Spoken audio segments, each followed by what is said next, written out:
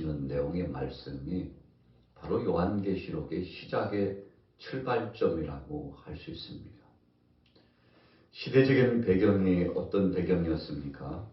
AD 81년에서 91년경 사이 로마의 황제 도미티안 시대에 정치적으로 엄청난 우리 그리스도인들에 대한 박해가 일어났습니다. 참 견딜 수가 없어요. 우리 한반도로 말하면 일제강점기와 유교 동란, 공산권들의 세력이 기독교인들을 핍박하고 교회를 불태우고 또 목회자와 성도들을 잡아서 총으로 쏘거나 또 죽창으로 찔러 죽이거나 또 성전 안에 불을 질러가지고 참 무참하게 사륙을 진행하고 핍박했던 바로 그런 시기들. 로마의 황제가 그리스도인들을 그냥 내버려 두지 않았습니다. 엄청나게 극심한 핍박의 역사가 진행됐는데 특별히 사랑의 예수님께서 이 당시 시대적으로 영적인 지도자로서 하나님의 말씀을 가지고 사랑하는 교우들 또 교회를 위로하고 함께 힘을 나누면서 사랑의 공동체를 이끌어갔던 목회자요 또 사도였던 바로 요한 사도에게 먼저 위로의 메시지를 주실 필요가 있다고 생각했습니다. 여러분, 사람이 너무 힘들어 극심한 고통이 다다르면 바로 그 사람에게는 필요한 것이 몇 가지 있습니다. 그 중에 한 가지는 소망을 심어주는 겁니다.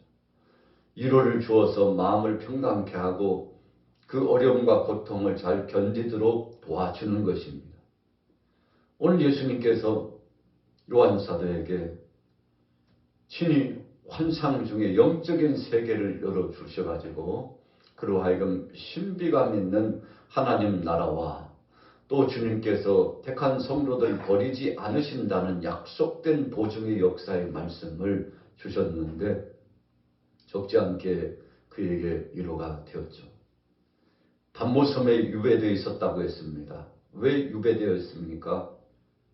정치적으로 핍박을 받고 사도 요한을 감금하는 것이야말로 더 많은 그리스도인들이 배출되고 복음이 증거되는 것을 막을 수 있다고 생각했죠.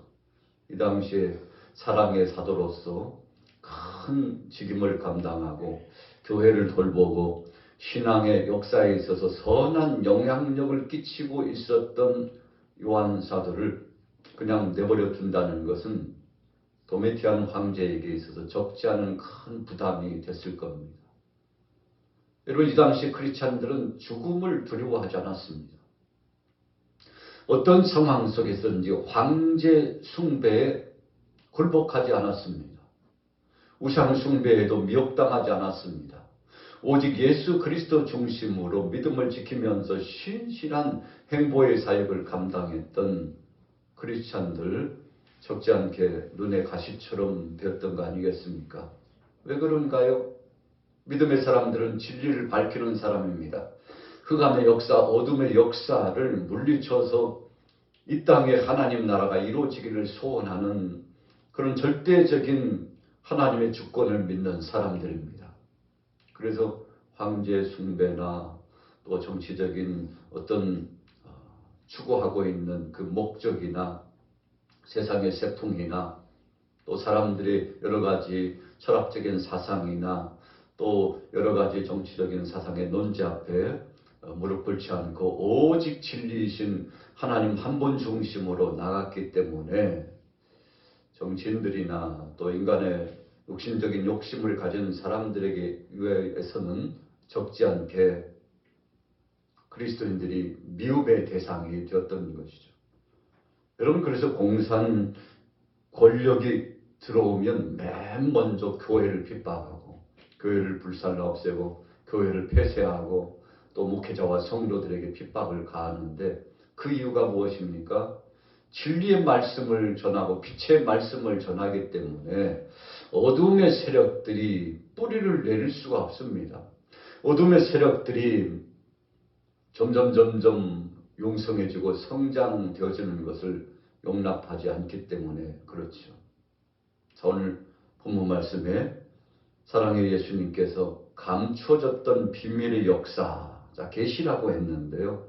아포칼립시스 해가지고 감추어지는 것을 사랑의 주님께서 드러내 보여주셨다, 이런 뜻이죠. 요한 사도에게 먼저 보여주셨습니다. 영적인 거장으로서 교회의 중심축을 이루는 목회자에게 주께서 성령의 역사하심으로 선한 영향력을 주시고 소망과 비전과 능력과 권세를 주셔가지고 사랑하는 교우들을 잘 리드해 나갈 수 있도록, 목자로서의 사명을 감당할 수 있도록 그에게 권세를 주시고 힘을 실어 주신 것이죠. 그래서 하나님께서 감추어 두셨던 비밀을 때가 되매 드러나게 해 주셨습니다. 그래서 우리가 계시에는 세 가지가 있습니다만, 첫째는 자연 계시예요. 자연 만물을 통해서 하나님의 살아계신 증거와 그분의 음성과 그분이 나타내시고자 원하시는 것을 깨닫는 것입니다. 두 번째는 특별 계시입니다. 오늘 이 성경 말씀과 같이 시대적으로 하나님의 말씀을 정립해 가지고 우리가 보고 있는 66권의 성경은 정경이지 않습니까?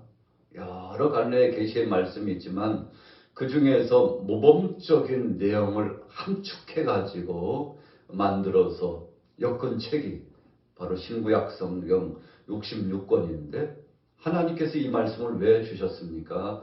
하나님의 뜻을 나타내고 이 땅 위에 하나님 나라가 이루어지고 그리고 하나님 영광을 위하여 살아갈 수 있도록 사랑하는 성도들을 친히 감동시키고 우리 등 뒤에서 밀어주시는 것처럼 우리를 이끌어주시고 우리로 하여금 하나님의 뜻대로 살게 하시고자 하나님의 말씀을 정립하고 이 땅에 드러나서 밝히 가르치고 그리고 그 말씀을 전하고, 그래서 그 말씀에 따라서 삶이 변화되는 은혜를 경험하도록 하시기 위함이었죠.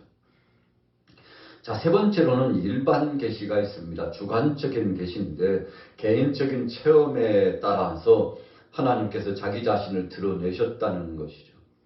그래서 오늘 요한 사도는 어찌 보면 자신에게 있어서 주관적인 체험이 굉장히 강하게 나타나는 것이죠. 그러나 개인을 위하여 주신 것이 아닙니다. 소아시아 지역에는 7 교회를 위해서 사랑의 예수님께서 이 계시의 말씀을 주셔서 이 당시에 극심한 환난과 고통을 당하고 있는 사랑하는 교우들에게 주님께서 위로하시고 두려워하지 말라는 거죠. 걱정하지 말라는 것이죠. 황제 숭배에 무릎 꿇지 않은 것 때문에 크리스찬들이 붙잡혀가지고 어떤 사람은 화형에 처함을 당하고 어떤 사람은 목이 잘려서 죽고 어떤 사람은 사지가 찢겨져서 죽고 참 별의별 고난과 고통을 당했습니다만, 그러나 초대교회 이 당시에 크리스찬들이 어떻게 그 환난과 핍박을 견뎠습니까? 첫째는 하나님이 지금 우리와 함께 하신다는 임마누엘의 은혜 사상에 깊은 은혜를 누렸기 때문입니다. 사도 요한도 마찬가지예요. 네가 한 번만 황제 숭배를 인정하고 그래서 네가 믿고 있는 예수 그리스도 구주라고 어떻게 주인이 둘이 될 수 있느냐? 우리 황제가 주인이야지. 여러분, 그런 것입니다. 믿음의 사람들은 삶의 주인이 세상 나라의 권세자가 아니에요. 물질을 많이 가진 부를 축적하는 부의 사람도 아닙니다. 지식이 많은 철학자나 학자도 아닙니다. 우리의 삶의 주인은 오직 예수 그리스도 하나님 한 분밖에 없는데 계속 미혹하는 거죠. 네가 한 번만 부정하고 그리고 모여있는 모든 사람들에게 선포해가지고 우리의 주인은 바로 이 황제라고, 도메티안 황제라고 이렇게 이야기하면 되는 것이죠. 그러나 그렇게 할 수 없었어요. 오늘 여긴 기름가마에 던짐을 당하고 내가 죽는 한이 있어도 오직 나의 주님은 사랑의 예수님밖에는 없습니다. 그분을 부정할 수 없다고. 그것에 대한 결과는 참 참혹했죠. 기름가마에 던져지고 펄펄 끓는 그 기름가마에 던져져서 어떻게 되겠습니까? 참 생각만 해도 끔찍하잖아요. 그런데 기름가마에 던져졌으나 하나님이 보호하사 요한 사도를 하나님께서 붙잡아 주셨죠. 여러분, 사명자가 살아있다는 것은, 하나님이 살리셨다는 것은 아직 사명이 있다는 거죠. 세례 요한 보세요. 예수님보다 6개월 먼저 와서 주님이 하실 그 사역의 행보에 길을 닫고, 그래서 나는 예수님의 신발끈을 풀기에도 감당할 수 없을 만큼 천하디 천하고 낮고 낮은 자다. 주님은 흥하여야 되겠고 나는 쇠하여야 된다. 그것은 당연한 것이다. 여러분, 세례요한이 목이 잘려가지고 죽임을 당하게 되지 않습니까? 순교당하게 돼요. 여러분, 그 삶을 오래 살지 못했어요. 한참 젊고 힘있는 바로 그때 예수님과 더불어서 사실상 동갑내기 사역자 아닙니까? 6개월 먼저 태어나는 거죠.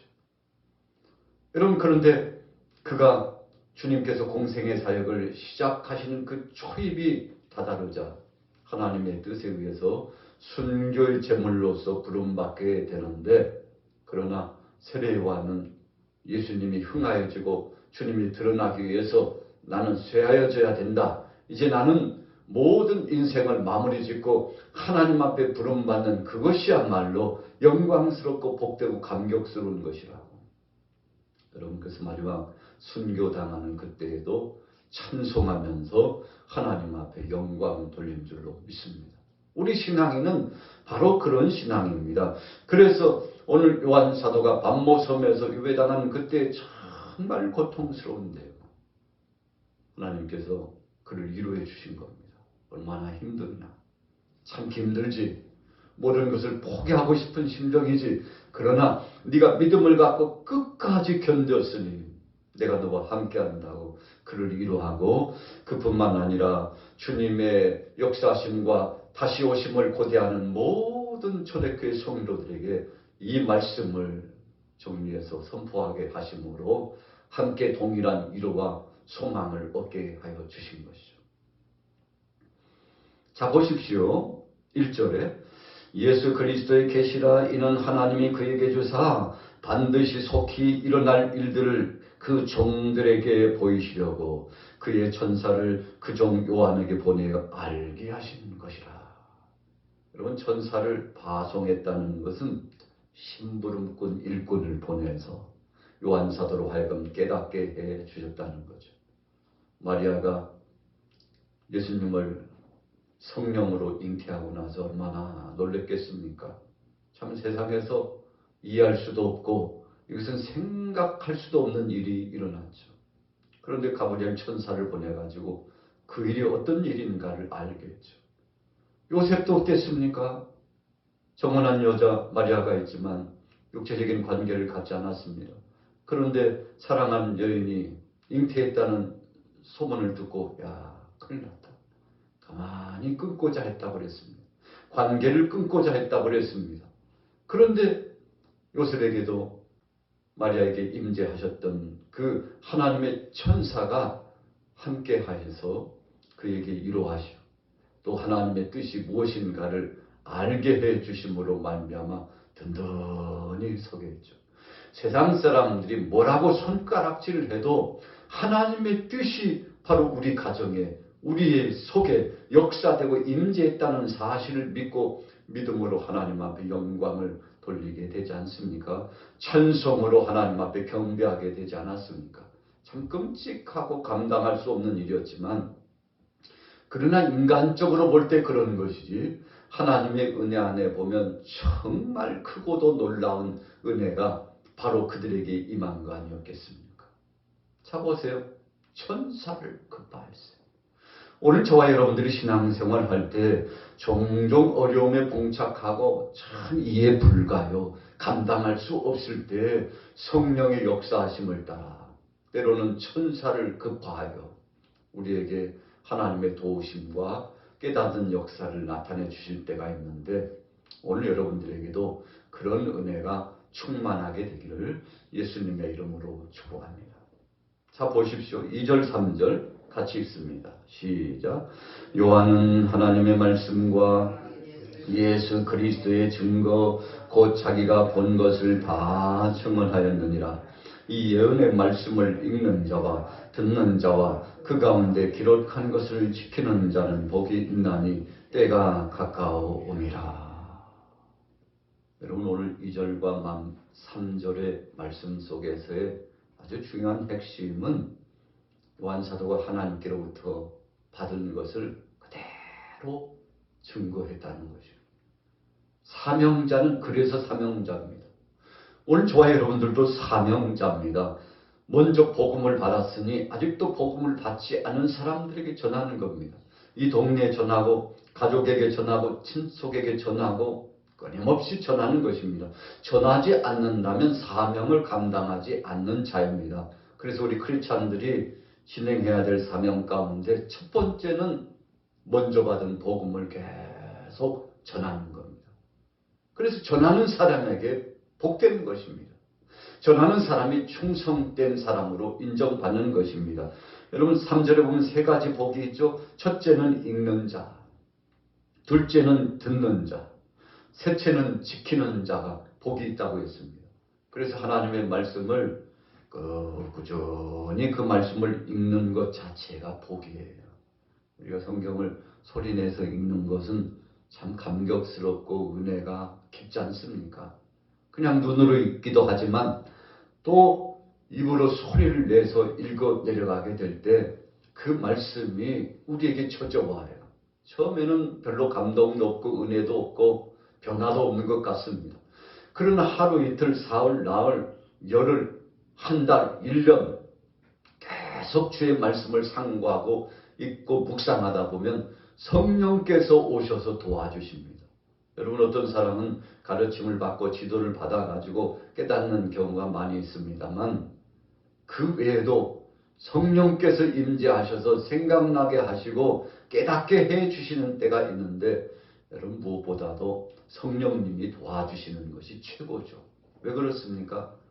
하나님의 말씀 성경은 많은 저자들이 있지만 하나님께서 세우신 종들을 통해서 이 말씀을 정리했지만 그 종들을 쓰시고 이끌어 가신 분이 성령님이기 때문에 여러분 그래서 우리가 성경을 그냥 읽지 않고 주님 앞에 간절히 소원하면서 주여 이 말씀을 깨닫게 하여 주옵소서.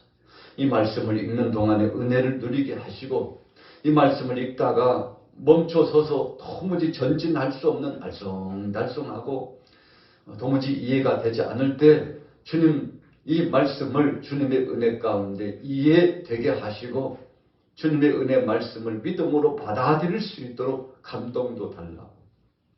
여러분 이렇게 기도하는 것은 매우 중요한 것입니다. 오늘 여러분들에게도 이런 은혜와 감동이 있기를 예수님의 이름으로 축복합니다. 여러분 우리가 누구에게가 가르침을 받았다고 다 배워지는 것은 아닙니다. 우리 예화를 들어 또 예를 들어가지고 설명을 했음에도 불구하고 이렇게 성경이 깨달아지지 않지? 이해가 되지 않지? 왜 이렇게 어려운 말씀이지?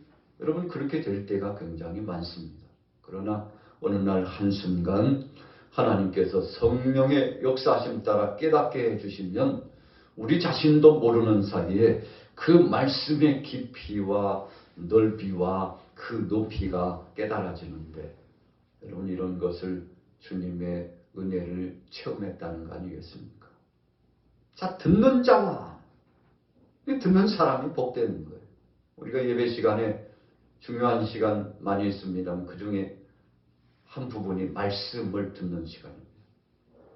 하나님의 말씀을 와서 주께서 친히 나타내 뿌려주시는데 어떤 말씀은 길가에 어떤 말씀은 돌밭에 가시던 불에 좋은 땅에 떨어진 씨앗은 30배, 60배, 100배의 열매를 맺었다고 했습니다.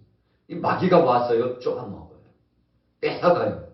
그 말씀을 접수하지 못하도록 생각을 흐리게 하고 혼미케 해가지고 방해합니다. 여러분, 그래서 잘 들을 수 있다는 것이 복입니다. 얼마나 악한 세력들이 방해하는지요. 여러분, 그래서 예배 시간에 설교 시간 한 30여 번 집중한다는 거 쉽지 않습니다. 졸음이 몰려오고 이상한 잡념이 몰려오고 잡다한 소리들이 들려와가지고 아무 소리도 들리지 않는 것 같은데 마음이 요동치고 엄청난 것들이 우리를 방해할 때가 많은데, 여러분, 그래서 우리는 종종 주의 말씀을 성령 안에 정말 그 은혜 말씀을 이 마음에 담을 수 있도록 악한 권세들이 한 길로 왔으나 일곱 길로 떠나가게 해달라고 주님 앞에 소원하며 기도할 필요가 있습니다. 자, 듣는 것이 복입니다. 지키는 자가 복이 있다고 그랬습니다. 왜 이와 같은 3요소를 말씀했습니까? 이유는 한 가지, 때가 가까우기 때문에. 환난의 때입니다. 고통의 때입니다. 주님이 오실 날이 가까워 왔습니다. 그래서 우리는 이제 믿음 준비를 하고 철저하게 자신을 경책하고 주님의 때를 기다려야 되는 것입니다. 단장한 신부처럼 그렇게 되어야 될 줄로 믿습니다. 오늘 여러분들에게 이런 은혜가 있기를 예수님의 이름으로 축복합니다.